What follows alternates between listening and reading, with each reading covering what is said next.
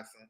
We're back with another one. So this is the fourth episode of POE, process of elimination, but this one's a little different because the fight already got announced and stuff like that. I was going to do this last week, where I had went to the Teofimo Lopez fight, so I was out of action for a minute. But so we still can break it down on basically how it transpired and stuff like that. So before I do this and break down this POE session right here, I want to salute everybody coming through the building. Make sure you guys hit the like button, subscribe, all that good stuff. Feel free to drop a comment in the comment section. It's all good. You want to follow me on my social media? Feel free. Twitter at OverJ, Instagram L Does Boxing, and scrolling across the bottom. So y'all know how we're doing. So we're gonna get to it. So we got Sébastien Fundora, you know what I'm saying? He's one of my favorite fighters right now. Just I like him as an action-packed fighter. We know he's tall, rangy, and like the front on the inside, like 6'6", throws a lot of punches, got a good uppercut. He coming off the best win of his career, beating Erickson Lubin back in April. And that was like a fight of the year candidate right there. One of the best fights of the year. And he became the WBC interim champion at 154 in a hot division. We know Jamel Charlo is undisputed at that division, but it's still a good division with guys up underneath him. So, Sébastien Fundora has been real active on the PBC. You know what I'm saying? He fought on a couple of pay-per-views.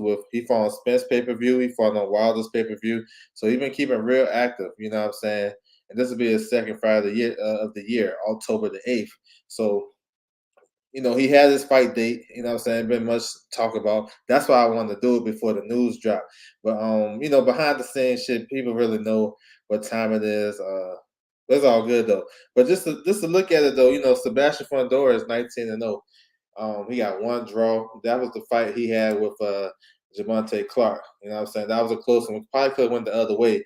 And then he had another close fight with Sergio Garcia last December on Tank's pay-per-view. So, you know what I'm saying? A lot of boxing fans know him. You know what I'm saying? He's been on 3 pay-per-view cards and been real active. You know what I'm saying? So now this is the first time he's headlining his own show. So, as a fan looking at it, I would take that as they're trying to build him. They already been building him, putting him on these nice undercards, but this is first headliner show. You know what I'm saying? Where he's going to be the focal point.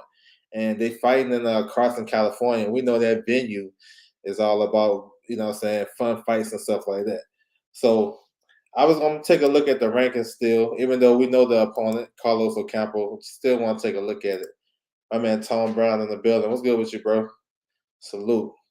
So I just want to show you guys what I was looking at before the news came out. I should have dropped that shit earlier, but I was tripping. It's all good though.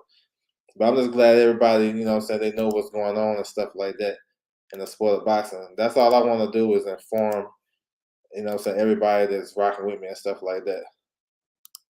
All right, I'm do this little screen share. So I'm gonna do a screen share of the WBC rankings real quick. This to show you guys what I was taking a look at. You know what I'm saying? So real quick, let me get it together. He said, hopefully Ocampo can show what he's capable of doing at 154. Yeah, I was based off that fight he had against Zuski. I mean, I think he can. So we'll see. I think Ocampo improved a lot, but we're gonna touch on him. So this going through the rankings, this was me doing my process of elimination because Jamel Charlo, he gonna fight Tim Tszyu. You know what I'm saying? That's who Fundora is a mandatory for.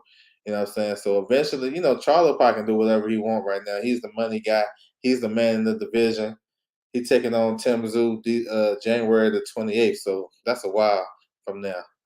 But looking at the rankings though, so the fight I wanted though was Tony Harrison. He's number 1. He's the silver champion. Fundora is not in the rankings because he's above it. He's the interim champion. But Tony Harrison made the most sense to me. They fought on the same card. He won a title eliminator. But, I kind of figured that wasn't going to happen because Tony Harrison is preparing Alicia Baumgartner for her fight September the 10th. That was part of my reason. Now, I don't know if he's training or nothing like that, but to me, that kind of made sense to me. Like, he's training her, getting her ready. Like, he should be in camp right now if he's going to fight on October the 8th. You know what I'm saying? That's less than 2 months already. But, you know what I'm saying? Even let's say he was in camp, he'll have to get Alicia Baumgartner ready. He had to leave like a week prior, 10 days prior to go to the UK to get adjusted with the time, be with her all fight week, prepare all that shit, get over the jet lag, and then come right back in training camp, and then he'll be right there at a month left to go to fight Fundora. Nah, that's not how you prepare for big fights. So that's why I ruled him out, Tony Harrison. Number two, Tim Tszyu, of course, he's ruled out. He got Charlo. Liam Smith got a fight coming up September the 3rd. He ruled out. Danny Garcia, number four, he just fought. Charles Conwell, that's a fight that I would like to happen, but with the promotional shit and the way it's set up, with him being pro bello, I'm not sure how that's going to work. So I cross him out. Number six, Korbanov, he's a Russian fighter. Can he even get over here and fight? You know what I'm saying? On October the 8th. Lubin, he just fought him. Matt Renoff supposed to be coming back in November, but he's going down the WBA route. He's the WBA. Well, he's not the mandatory, but he had two fights with Soro, and they both ended crazy. So it looked like Matt Renoff probably be the, you know what I'm saying, he should be the mandatory for the WBA. You know what I'm saying?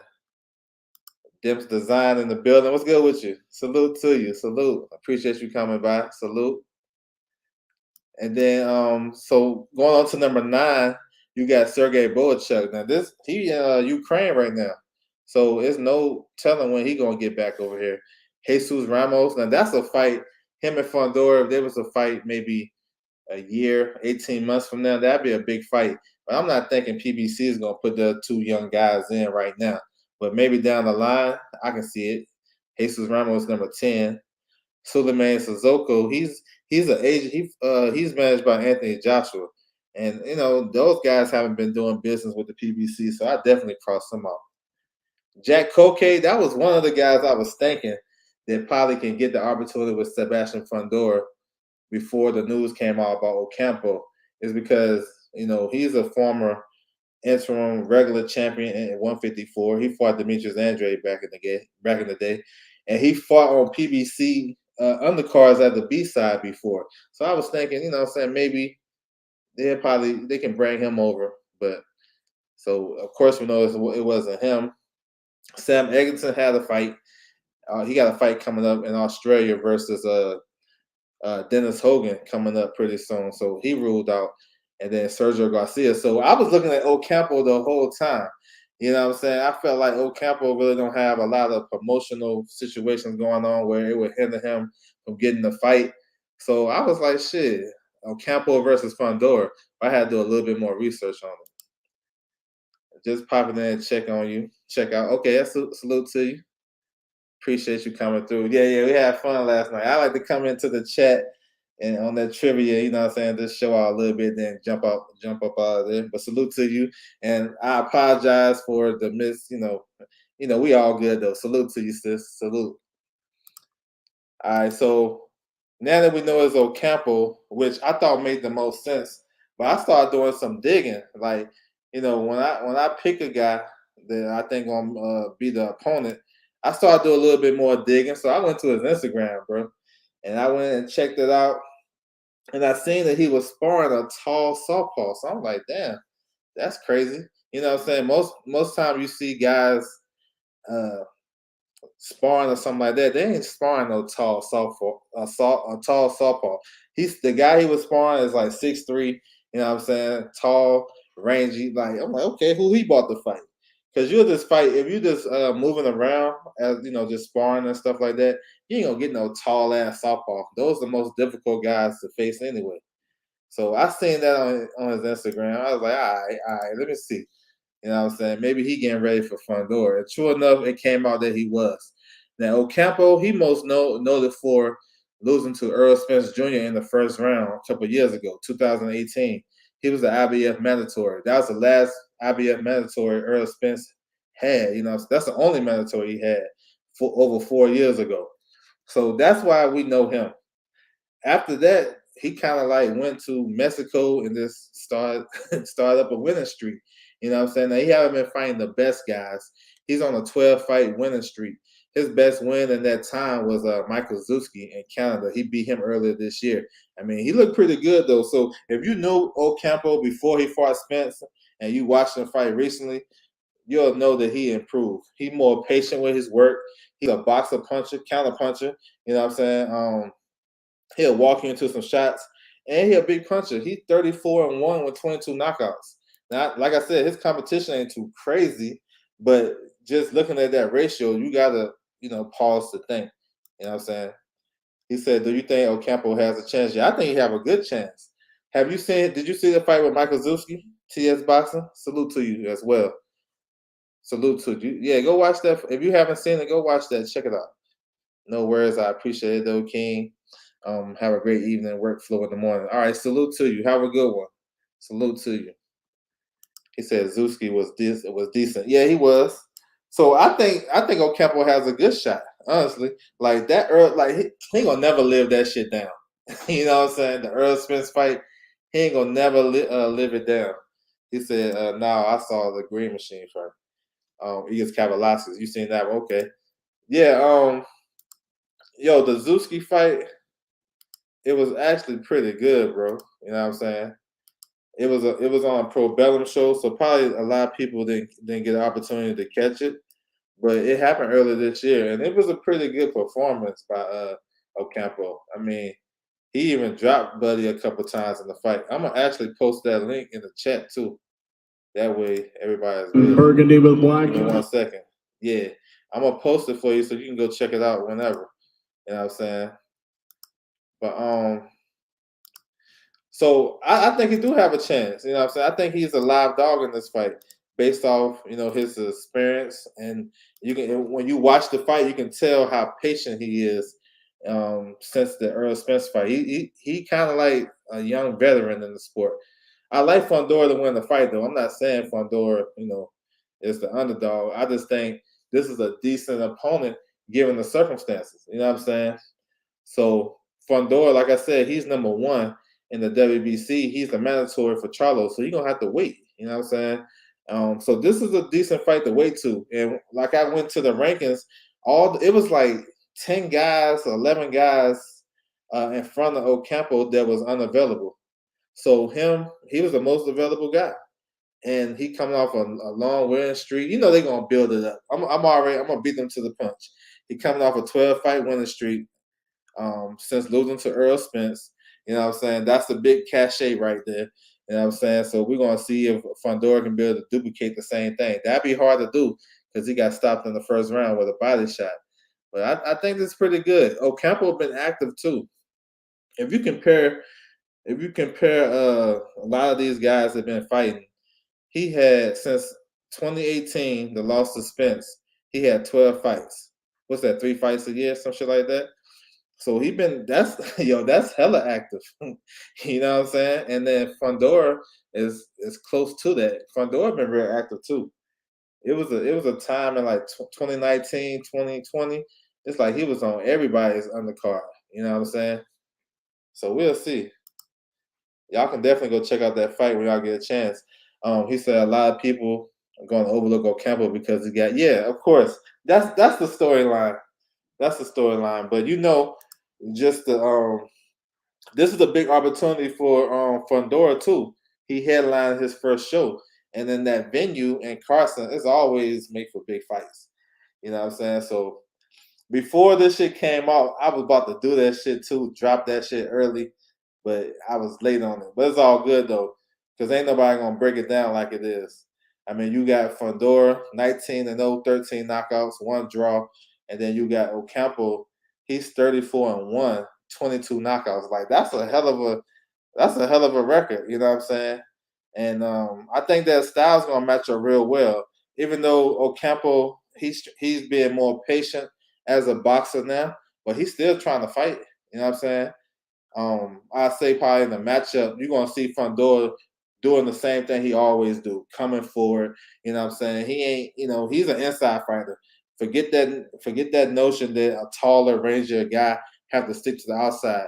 He made it work for him. He makes it work for him. It's proven in every fight. Every break that I did before, I say, he can use his jab on the outside and then, kind of work his way. Nah, he just trying to work his way inside. He did set up that uppercut knockdown against Lubin. He did set that up with a jab though. You know what I'm saying? And then that was a hell of a fight, though. It went back and forth. And Lubin, with all that shit that happened to Lubin in that fight, his face getting tore up and everything, he was still up on the judges' scorecard. And I had him up too. And he came back and dropped Fundora. You know what I'm saying? So Fundora, he's riding high off that victory. You know what I'm saying? I think it's gonna be a hell of a fight though. October the 8th, yo. So I ain't the one to knock this fight like that. I know a lot of people will because they immediately they see Ocampo, they think about Earl Spence. And rightfully so. My man Piro in the building. What's good with you, bro? The scalp collector in the building. Salute. So yeah, I just wanted to share this with you guys. Yo, I don't know if you guys seen the article that came out on Boxing Scene, but Sebastian Fundora is going to face Carlos Ocampo October the 8th, Carson, California on Showtime, PBC on Showtime. The undercard is pretty decent as well. You got a WBC eliminator with Carlos Adames. He's going to face Juan Montiel. Juan Montiel, he was the last guy that Jamal Charlo fought. And then we seen Adames, he beat Derevchenko last year on Tank's undercard. Who else? He beat him in December. Yeah, it was on Tank's undercard, I believe. And then we have a rematch at 115, which is a hot division right now. We know we got Ben Rodriguez and Estrada, Chocolatito, those guys still in that division. Ioka. So you got the IBF champion, the new IBF champion, Fernando Martinez. He dethroned the long reigning champion, Jerwin Cajas. So they're gonna run it back on that card. So it's a good card, man. You know what I'm saying? Action-packed card. It's a good card for Sebastian Fundora to shine. He said it's for the interim title. That's what's up then. That's what's up. I know it was an eliminator of sorts, but I guess I don't know what's going on with Jamal Charlo. So yeah, I can see that as well. But that's what's up. So the biggest thing though to take away, you know, they trying to build Fundora. You know what I'm saying? And that's a good thing because as he put on a hell of a show. Now he headlined against Lubin, but Lubin was the favorite coming in. That was the first show he was the main event. So this is the second. This is the first card where he's the man, where he's basically carrying the card. So it's a good idea to see where he's at as far as him marketing and actually bringing out a decent crowd. He fought at this venue before on the undercard of Ruiz Areola pay-per-view. He was on the undercard of that when he stopped Jorge Cola. So he got some good wins under his belt, and he just been real active. So I like Fundora too. He gonna bring that shit come to fight. Like we can't even talk about him being slim and slender no more because he used it against his opponent and he overwhelms them. So that's what it is though. So you know what I'm saying, another edition of POE, process of elimination. There it is. You know what I'm saying? It's all good. I want to salute everybody coming through the building, though. I appreciate you guys. Feel free to, y'all can hit the like button, all that good shit. Hit me behind the scenes as well. Twitter @OverJ, Instagram Does Boxing. I mean, if I get the news first, I drop it to you or whatnot. If I can drop it, I got you. And that's how we rocking, man. So my whole goal is to make sure everybody is informed. If you rock with me, I'm gonna make sure you're informed. If you got any questions, I'm pretty sure my man Tom Brown in the building, he can attest to it. And anybody else that rock with me behind the scenes, they know how I do. And we're gonna keep it pushing. We got a big day of boxing tomorrow as well. He said, "You think they made Ryan versus Tank?" I saw Oscar De La Hoya say he's still working on it. Yeah, I think they will. No, you good, bro. No, you can, man, feel free. If it's off topic, you know what I'm saying, ask the question. I don't care. But no, I think the fight gonna happen. I think the fight gonna happen. Tank got a date, December 17th. I don't think Oscar De La Hoya at first was making things good because he was talking about Al Haymon and this, that, and third. That's the best way to kill a fight when you talking and negotiating in public. You need to go behind the scenes and work out the numbers and do what you gotta do. So I think the fight gonna happen. It's a fight that I believe Tank really need right now because he been fighting the same level of competition.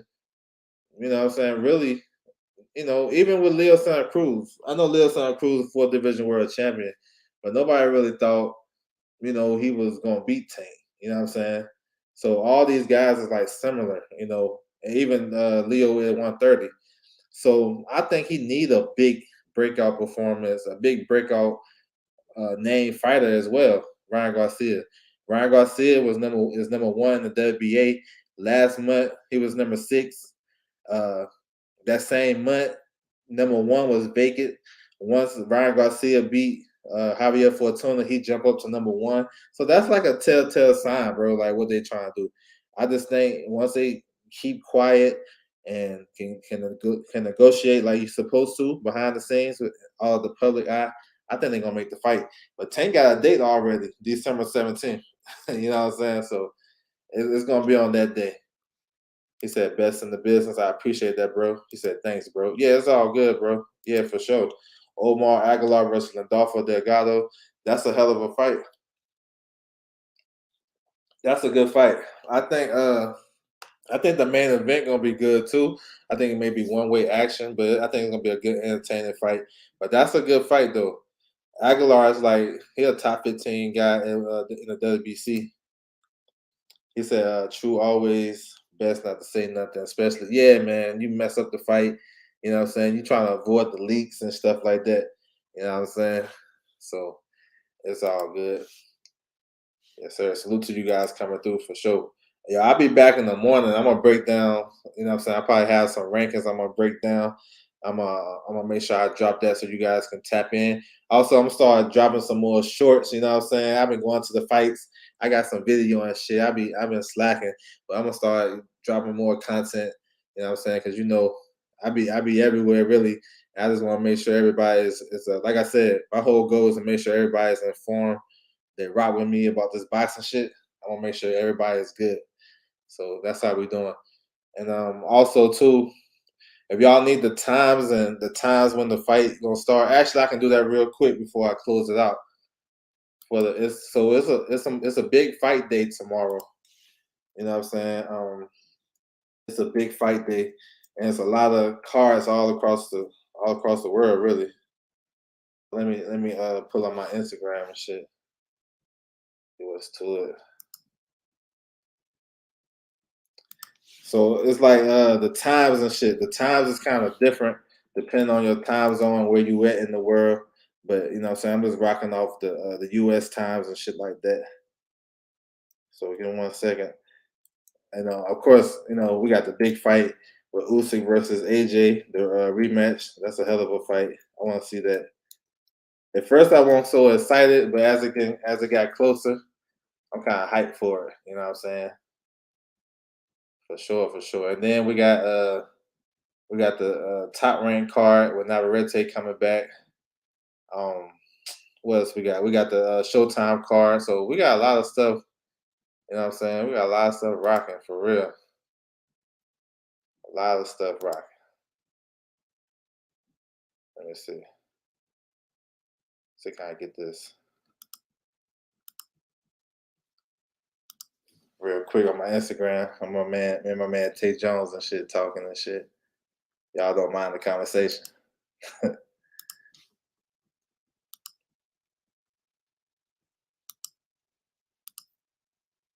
So yeah, so then what that shit at?